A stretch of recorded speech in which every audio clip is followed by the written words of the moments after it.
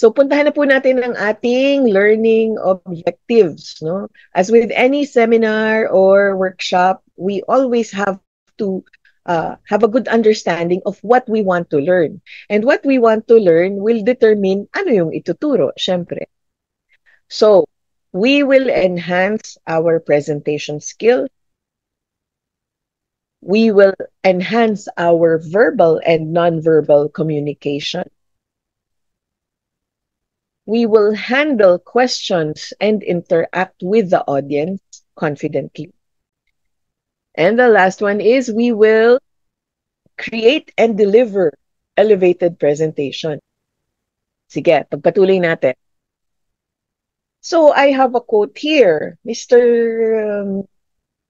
Vince, can you read the quote for us? Basa lang. Communication is only effective when we communicate in a way that is meaningful to the recipient, not ourselves, by Rich Simons. All right. Very good. This is one of my favorite quotes. In fact, as far as yung pagtuturo ng communication skills is concerned, ito talaga yung favorite ko. Kasi naniniwala ako sa kanya at totoo siya para sa akin. Ano pong ibig sabihin nito sa atin? So, kailangan alam na alam mo yung pinag-uusapan mo, hindi pwedeng hindi. And Vince?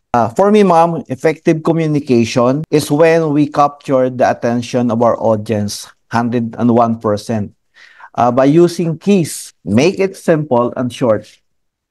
Okay. Tama, naniniwala rin ako dyan. Okay, thank you. Ang natutunan ko tungkol dito, no, is pag presenter tayo, it's easy to think na tayo ang bida in a presentation when we are speaking.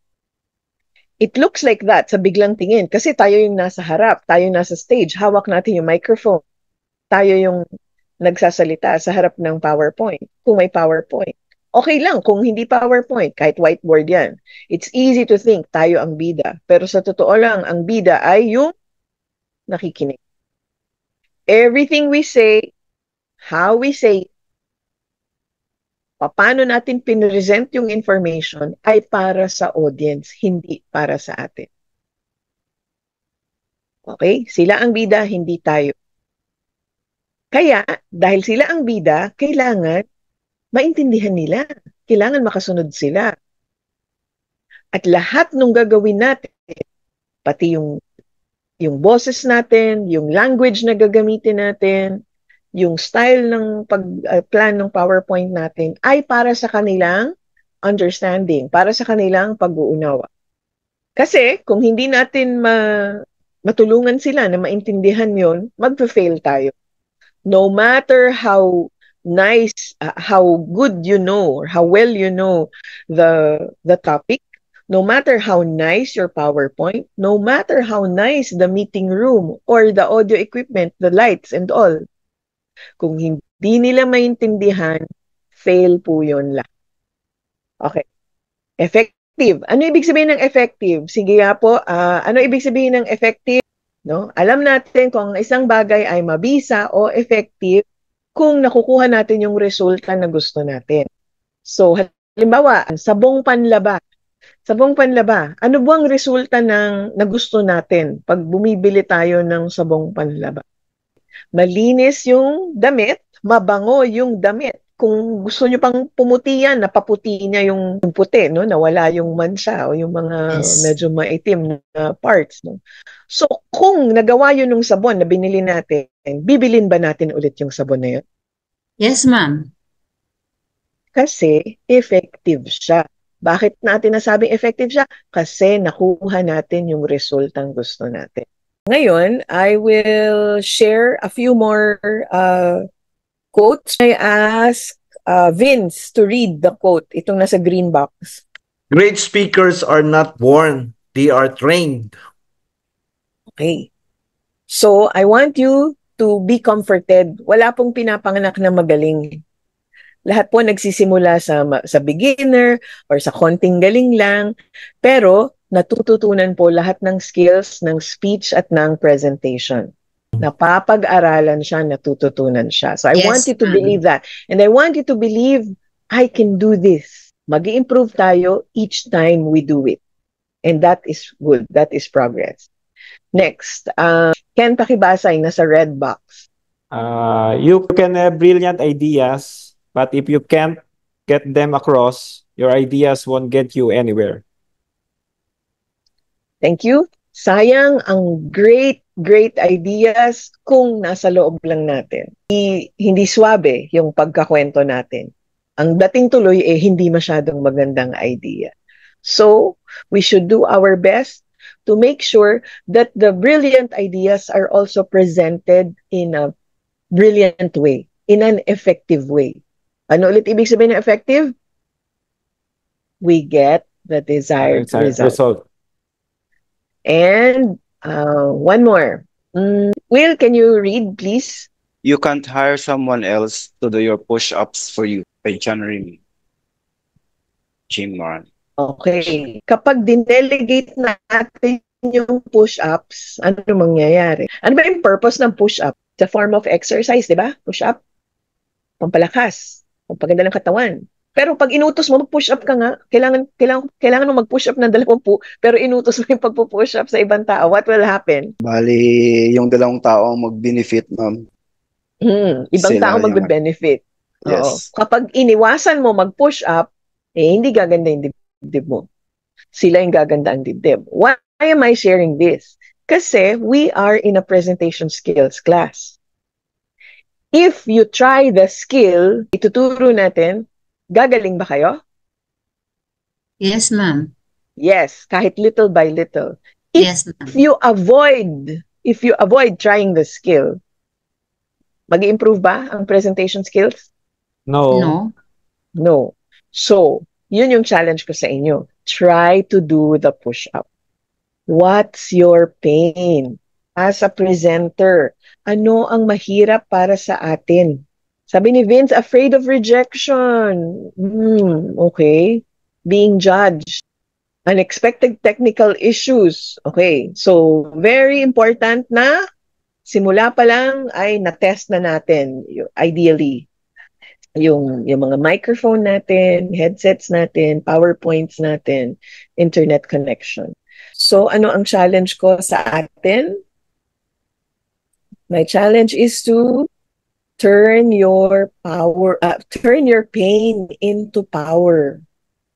Ganda ba pakinggan?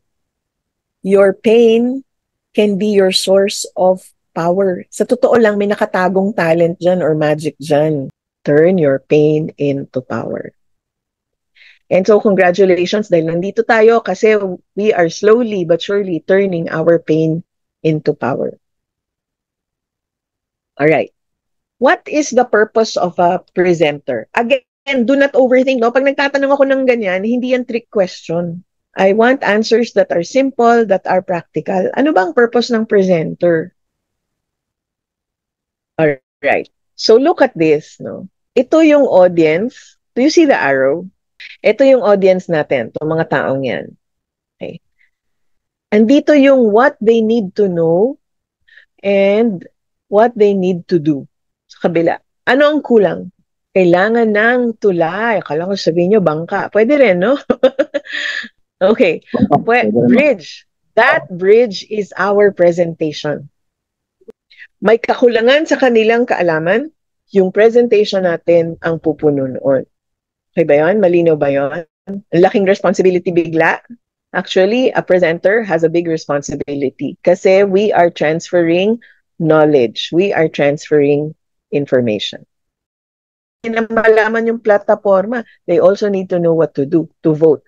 So, information plus action, yun po ang totoong purpose ng isang presentation. Magkakambal yun. Ulit, we need to give information plus we need to make them do certain action. Ano yung action na yun? Believe you, agree with you, approve your proposal, approve your budget, give support, buy a new machine. All of those are action on their part. Ang tawag po doon ay call to action. call to action. TTA equals call to. So yung mga sinulat ninyo na desired result, those are your call to action. Iko-convert lang yung statement. Believe me, please agree with me, please approve, please buy this machine, please hire 10 more people. Lahat yan call to action. Make sure kahit papano, nandun siya nakapaloob sa inyong presentation. Does that make sense? Yes, ma'am. Again, once the call to action or desired result are clear to us, it's easier to do the presentation. Ano ulit yung kailangan nating, ano tayo? Ano tayo sa ating mga presentation? In simple words, tayo ang Bridge. tayo ang bridge para makatawid dun sa kung nasan sila ngayon at kung saan natin sila gustong makarating. So, bridge tayo. And our presentation is the bridge. We will bridge that gap. Okay. So, yung presentation natin ang bridge. A presentation can generally be divided into two areas. Number one misconception po na ang presentation natin ay yung PowerPoint. Okay? Hindi po totoo yun. The PowerPoint is just a tool to do our job. It's not the presentation itself. So what are the two main parts of a presentation? First, the material. This includes the data, the information, the presentation itself, ito yung PowerPoint. It's just one of many, di ba? The presentation or the PowerPoint. Ito yung slides. The charts and the graphs that will go into the presentation and images if necessary. Lalo na pag may incident na nangyari sa planta. Kailangan po ba ng PowerPoint palagi? Hindi kailangan palagi. Pwedeng whiteboard yan. Mas maganda lang na may slide kasi it's a visual tool. Mas madaling makasunod ang audience kapag meron silang nakikitang something. Diba? Para rin tayong bata eh. We like books na may pictures. So we like presentations na may pictures. Ganun din po. Okay, so this is one half of a presentation. The other half is a very important person, but it's not the bida, it's us. Tayo po yan. At ano ang involved dito sa atin? Of course, our knowledge, our expertise. Our desired result has to be clear to us. Magiging mas madali, mas simple, mas maikli, at mas effective kung malinaw ang ating desired result.